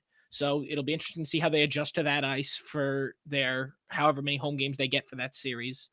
And it'll be interesting to see who they play, who comes out of the East, who comes out of the. If they don't make the Eastern Conference Final, it's a failure. That's what I'm wondering. Is it even? I think if they don't make the final, Stanley they could end up playing like Chicago. So it's like, is it even? Can we even call it the Eastern Conference Final? Because what if Chicago makes it? Like out of the Central. Again, Chicago. I don't even know. I don't think Chicago will make it. Number one, and again, that is another good spot for maybe a Winnipeg to potentially play there. Right. Yeah. Only one team's coming down because it's all in division the first 2 rounds. So it all depends who comes out. And I'm saying it with 99.9% certainty that it's going to be the Toronto Maple Leafs. So nonetheless, I think it'll be interesting. And Casey's right. If Toronto isn't the team coming down to America out of the Canadian division, they've got big problems to deal with. Big ones. Yeah, there's no doubt about it. Ian Schraier, your thoughts on the NHL moving forward, and especially in the North Division, Scotia North Division. that fields the Toronto Maple Leafs and 6 others. No, I think the North Division, like you guys said, is just Toronto and everybody else. It's hard to, you had mentioned, Joey, Calgary's in the process of a rebuild. Ottawa's rebuilding. I thought Montreal would have been the team, if anybody, to really run with Toronto because of how we saw Montreal perform in the playoffs last year and the start that they got out to the start of this season. Teams like, with Winnipeg, I mean, after last year, their performance in the playoffs, I mean, you're just kind of riding the coattails of Connor Hellebuck a bit. And we saw how that worked out for the Jets last year. And then, the status quo of the Oilers are they're the Oilers. They're a two-trick pony. So no, I think that, like Casey said, like Rob said, it's hard to disagree that, the Toronto Maple Leafs aren't the class of that division and aren't Eastern Conference final bound. I don't even so much if I disagree with you there, Joey, in saying, is it a failure if they don't even make it to the Stanley Cup final? I think I'm not ready to go there just yet, just because of who is sitting, because of the rest of really of the East. Okay. When you're looking at, even when you look at the Eastern Division and you look at the Islanders and you look at the Capitals and you even look at the Penguins, as scary as that is to say, who thought coming into the season we would talk about the Boston Bruins being the team that's holding the last playoff spot right now in that division? I didn't. I mean, I think we all kind of wrote off the Penguins and penciled in, not even so much in pencil, but in pen, just wrote in the Philadelphia Flyers because we expected them after the year they had. But Carter Hart's been, I mean, not even close to a shell of what he was. Yeah, very. He's been looking like Ilya Brizgalov the year that they bought him out. Yeah, I think you're being kind with that point, but no, I just think it's hard because of the level of competition they're playing. Yeah, the Maple Leafs are loaded, but again, I think you could say the same also too for the Islanders. Like, the Islanders still have offensive issues. Like in one night they go up against the Rangers, they score 5 or 6 goals. The next night they play Buffalo and they score 1. You don't know what you're going to get out of that team. What happens when they go up against a Carolina in the playoffs? But to keep things on point here, I don't see how, kind of what stops the Maple Leafs from just running away with that division and making a deep run in the playoffs at this point. Yeah, I just don't know what a deep run will consist of, like who they will play, where they will play. I can't wait to see because, and that's another thing too, fellas, and correct me if I'm wrong or even disagree or agree. I think the biggest thing here is that with all of these teams, I think that every single team that will be making the playoffs, right? Literally every single team that eventually branches out of their division, it is a complete crapshoot. We have no idea what these teams are going to be capable of when they're flying maybe across the country. Maybe they're flying a little further than they have been in the last year. Literally the last 13 months, which at next year would be 14 months. And that's a lot. You never know. These guys may not be used to being to playing a team like Florida, a team like Tampa Bay, a team like Carolina. I don't know if you're Nashville, maybe playing the Islanders, for instance, or playing Washington. Nashville's in the Western Conference normally. Now they're in the Eastern Conference. So it's a little weird to see what is going to happen. And I think that not even with Toronto, I think with every single team this whole year, we are going to see a Stanley Cup champion that we didn't even have. I would agree with that. I can see that because I don't care that we see Vegas right now and Colorado at 68 and 66 points. I want to see Vegas go up against a team like Washington or a team like Carolina right now, or even a team, I can't believe I'm saying this, like Florida. Florida looks pretty good, but maybe, how about, same point, Florida going up against the Vegas. Joey, aside from Florida, I mean, let's go back to what you were saying about maybe there's a team that wins the cup that we don't expect. I mean, is there really many teams right now that are in contention that you wouldn't at least put in the playoffs and say to yourself, this team has enough, but needs the right break to make a run to the cup? Yeah, Carolina. That's Florida. What I think. I think Carolina, not even Florida, because Florida is a flash in the pan. Pittsburgh as well. The amount of Stanley Cup experience that Pittsburgh has, now that they've got Jeff Carter in there, which, again, on a retained salary, only making $2.2 million is absolute highway robbery, but I digress. again, we see this, we see the way that this trajectory is going. We just have no idea how it's all going to pan out when these teams are, for the first time. And as I said, 14 months, they're visiting one another when they usually see them twice a year. So they know what they're getting, and obviously playoffs are a completely different animal. Now we're starting to see here in the United States that fans are being allowed in the building. We now know by, I think after May 18th or May 19th out here at the Coliseum, also out at the Garden, at Madison Square Garden, as well as KeyBanks. Well, they're not going to be playing Buffalo in, after May 8th, but not the Garden, but the Coliseum, most likely, if they win or not around, they will be hosting 25% capacity. Again, things are rising here, so that could play a factor too with maybe a Canadian team that has yet to have a single fan in a building because everything up in all of the provinces are locked shut.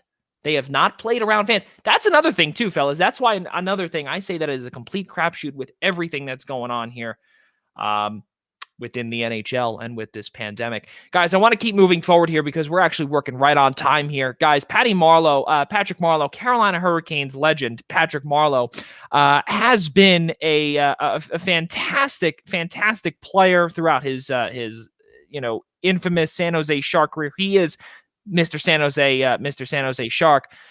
First round draft, first overall pick, 1997. Number one, I believe, 97. Correct me if I'm wrong, fellas. It was second overall in 97. Second overall, right, because Joe Thornton was number one, Boston. That's my mistake. Thank you. So with that being said, he just surpassed Gordie Howe for the most regular season games played. 1,768 regular season games played. Really amazing stuff, guys. Any Patrick Marleau moments that have lit up to any of you guys, because he's been around all of our lives? I tell you what, I won't ever forget those 8 unforgettable games that he spent with the Pittsburgh Penguins, baby. That's what we remember, like on his Hall of Fame plaque where they map out where he was gonna go. Like, you're gonna have to scribe the Pittsburgh Penguins on there, and you're gonna be like, he was a Penguin? When was that? It's like describing Casey Mike Piazza being a Florida Marlin. Exactly, yeah. So I can see analogy, it right? up to like Penguins Old Timers Day in his jersey, waving to the crowd. Hey, it's been great. Who is this guy? Oh, Johnny, let me tell you, I saw Patty Marleau when that one time in March. It was a 5-2 loss to the Ottawa Senators, but he had an assist. That was he skated for 15 minutes, boy, and let me tell you, he was there. He got that cardio in. No, Patty Marleau, it's crazy. I never would have thought that he would come that close to Gordie Howe's record. If you were to ask me what Gordie Howe's games played record was, I would think that it was insurmountable. That man played in 5 different decades. Like, it's wild. I think 6 decades. I think there was a 6th decade in there somewhere. But now, like, Patty Marleau played in the 90s, the 2000s, the 2010s, and the 2020s. So he's in his 4th decade playing. You're like, how is that possible? He's got it. He's got 2030 locked in. Now, after his comments, he did say, he said that his wife Christine is very, very willing to let him go for as long as he wants. So, and he's not ready to hang up the skates yet. Can it be with somewhere other than San Jose where he actually can have a cup for once? No. The Sharks are not getting a cup anytime soon. That is correct. No, he will never leave. Can he go somewhere else again? No, he will never leave. No. He will never. Well, you see, they tried to send him away. He just kept coming back. I mean, look, Lou Lamoriello is all about taking on guys 60 years old and up. So, hey, there could be that trade in the works for next year. And not only that, too, fellas. In addition to the 60-year-olds playing, let's not ever forget the amazing game just a couple of weeks ago, or maybe even a week ago, I believe it was, when Barry Trotz, and again, I don't mean to again take a detour and crash the car, but I really am here. When Barry Trotz decided to start Andy Green and bench Noah Dobson, when Noah Dobson was playing a little bit better than Andy Green, he decided to go with his veteran as opposed to the youngster who still has the wheels and whatnot. I digress there. So again, I think going back to Casey's point in terms of the Hall of Fame plaque, I think the biggest thing here, Casey, is, as I brought up in the lead-in here, is the Carolina Hurricanes. He was an amazing player with them. He's it's like Atlanta Hawks legend Carmelo Anthony. It's just one of those things where you'll never forget that tenure and Atlanta Hawks legend Vince Carter. Well, no, Vince at least played for the Hawks. Melo never played for the Hawks. So that's true. Exactly. He was literally a transaction for about 7 minutes, and that's exactly where Patty Marleau stands with the Carolina Hurricanes as well. What was your favorite minute of those 7? I think minute 3 is when he really hit his stride. I think so. Yeah. I think so. No, Casey, I don't know. There was you kind of saw some potential in minute 4 there, though. I agree. Minute 4 is a great minute. But minute 3, there's something about that minute 3, the intangibles that he brought in that minute. Patrick Marleau, years ago, I don't know if I ever told this story, but years ago, as we know, the Nassau Coliseum is right across the street from a Marriott, and that's where all the visiting teams stay. And I had gone to school at Nassau Community College. And for those that are watching, some of the Islanders fans, the Islanders groups that I've posted our podcast in, they know what I did. And I almost killed Patty Marleau by mistake. It wasn't, it was my bad. You had one too many at Champs. That's what happened. Say it again. I said you had one too many at Champs. That's what happened. No. Listen, I was in English 101. Okay, at Nassau Community College. Okay, I'll never forget it where I was. Okay, and I remember this one guy that I used to know. Okay, he said to me, he's like, "Listen, you should come to the Coliseum parking lot. You got the Sharks, who you love, and you love Patty Marleau. He might be walking across to morning skate." And I said, "Okay, I'm going to definitely come over." And I knew that I was running late because I had a test, and I sped out of the parking lot out of Nassau Community College. And I raced into the parking lot over there. And as I'm driving in, Patty Marleau is crossing the street. And I swerve around Patty, and I basically park my car sideways. And I have a picture of it. I got to find it. And as Casey is holding his head there, yes, I was inches away from hitting Patty Marleau. And I took my jersey out, got the signature, and I even got the picture with him as well. And then he looked at me, and he said these words, "Thanks for not running me over." I said, "Absolutely." And to this day, that jersey is now hanging on my wall. And that is my favorite Patty Marleau moment. And if I was about 2 seconds, just a little bit earlier, he might be in the hospital. He might not be the same player he was today. And it would have all been because of me. Joey, is that jersey sitting right next to your Auntie Niemi jersey too? Is that you? No. That is actually, listen, that is actually sitting right next to my Stefan Robida jersey that I got signed at the Coliseum as well. The legendary Toronto Maple Leaf, Stefan Robida. Do you actually have an Auntie Niemi jersey? Because I also do. No, I do not. I have a Blackhawks Auntie Niemi jersey. That's not a joke. Of course you do, Casey. So the running over Patrick Marleau is classic because I'm envisioning you parking the car right next to him after almost running him over, flying out of your door and with a rabid, crazed look in your eye going, "Marleau!" and just racing toward him with a Sharpie and a jersey. You're some crazed fanatic like that awful John Travolta movie. It's very funny you bring that up because that is the day actually, and it's a fantastic love story actually. It is the day that I actually met Tyler, our good friend Tyler Adele as well. And he actually was the one to take the picture and I gave it to him, the stranger Tyler that I had no idea. And I said, "Here, can you take my picture?" And from that day forward, the rest is history. But if he was on here, he knows the exact specifics because he was an outsider, literally an outsider, because he had no idea who this crazed fan was running out with a Patty Marleau jersey and here with me coming in, racing in as if I'm a crazed fan, like a nut job about to run this guy over. Really crazy stuff. But that is my Patty Marleau moment. So if we're taking detours to talk about parking lot stories, if I can tell one real quick. Of course you can. So my dad works in insurance and did for a very long time, and he had a claim out in the Shea Stadium parking lot many years ago. So he's at an empty Shea Stadium parking lot, and the Shea Stadium parking lot at this point, completely vacant lot except for one car, and every other spot has cones on it. Okay. That one car belongs to Fred Wilpon. And Fred Wilpon is walking out of the stadium, and he's walking next to my dad. My dad is like trying to bite his tongue and not ask him any number of questions that you would be dying to ask Fred Wilpon in that moment. So Fred Wilpon gets in his car and just backs his car straight into a cone. Just like runs that thing over and just drags it underneath his car. And Fred Wilpon has no idea what's wrong with his car. So he gets out and like looks around. And my dad turns over to him and goes, "You ran over a cone." And Fred Wilpon goes, "Huh?" Dad like looks around at like this parking lot full of cones. Like, am I imagining this? What is that? You ran over a cone. You see those hundreds of thousands of cones? You ran one of them over. And Fred goes, "Oh." Gets back in his car and drives away. And eventually the cone unwedged itself and Fred got out of it. That is as good a metaphor for his management of the Mets as I can ever think. I was going to say that's that just basically outlines his career as the owner of the Mets. Yep, Fred Wilpon running over our cones of our hopes and dreams. Good Lord. Good Lord. Well, it's very funny that you bring up the New York Mets, because it's very funny that the winning run may have come off of Jacob deGrom's bat. Yes, he hit an RBI single. Double. Or excuse me, he hit an RBI double from what I see here.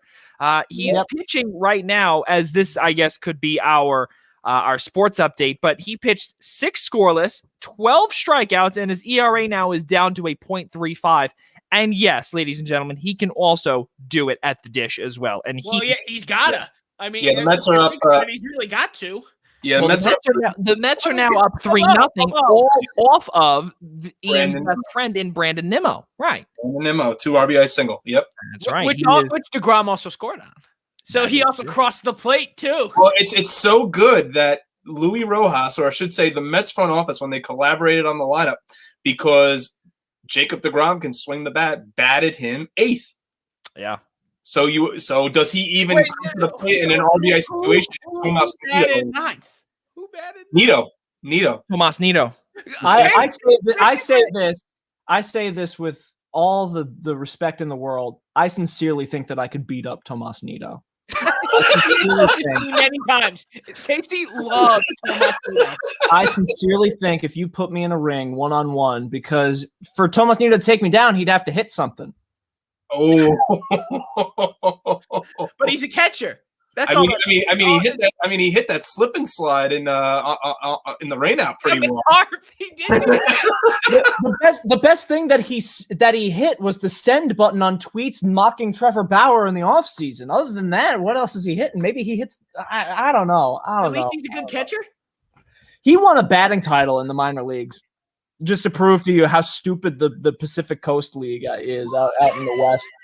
But he's a catcher. Is he a good catcher? That's what matters. Remember, didn't Wilmer Flores hit like 480 in Vegas because all those numbers were so inflated? Didn't Nick Evans hit like 600 there for his career? The ultimate quadruple A player.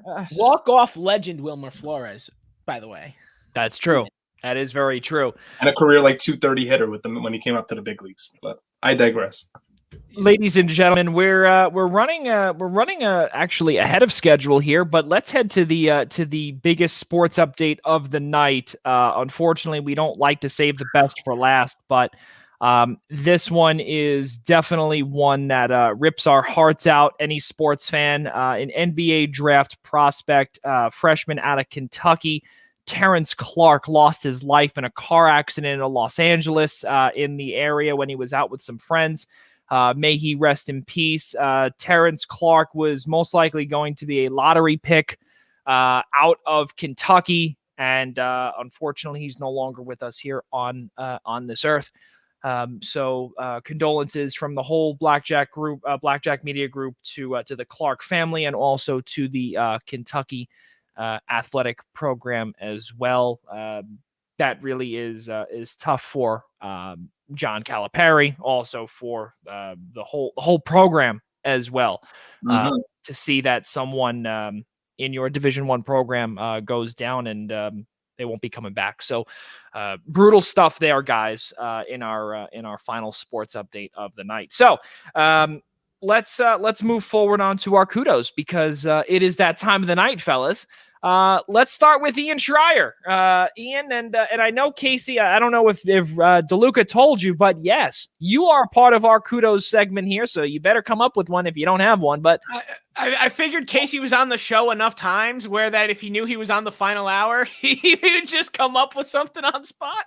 I mean, Schraier, let's hear it. I mean, I have this feeling that Casey Bryant's kudos are going to the New York Knicks, but I'll let him bring that up. But my kudos are going to go to Howie Rose. I'm just thankful that he's back in the radio booth and that he's in good health.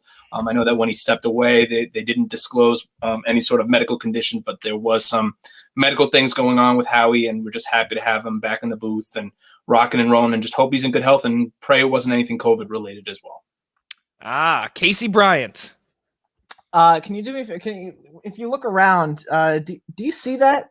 Do you see that over there? Do you see my Knicks? Do you see my Knicks? Do you UCLA, UC Berkeley, you see my Knicks? Do you see them out here? I see 8 in a row is what I see. Julius Randle, bully. Reggie Bullock, bully. RJ Barrett, bully. This team cannot be stopped. Norvell Pell, bully. This Did he just get signed, by the way? Yeah, Norvell Pell. This is the funniest part of this whole thing. So I put money down on the over for a Knicks Pistons game. This was like a week or two ago. And this was when the Knicks beat the Pistons by 50. So the Knicks put up like 130. The over is 203.5. And the Knicks put up like 130. Like they have an insane night floor. The Pistons have like 70. They are just getting absolutely shellacked. Norvell Pell checks in the game for his first time in his NBA career and straight up rejects like 3 shots in the final minute of play. At one point, like a hot mic picks him up saying, "Get the F out of here." Like it was hilarious. So I need points, and Norvell Pell is actively holding them back.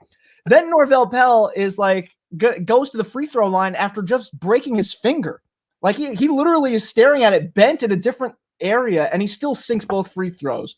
So Norvell Pell is obviously a god. Is he better than Kevin Durant? Yes. Is he going to win Finals MVP? Absolutely. I don't think that most improved player is out of the question. I don't believe that 6th man out of the year is out of the question. I don't think MVP is out of the question. Julius Randle's the MVP, baby, and Tibbs is the coach of the year.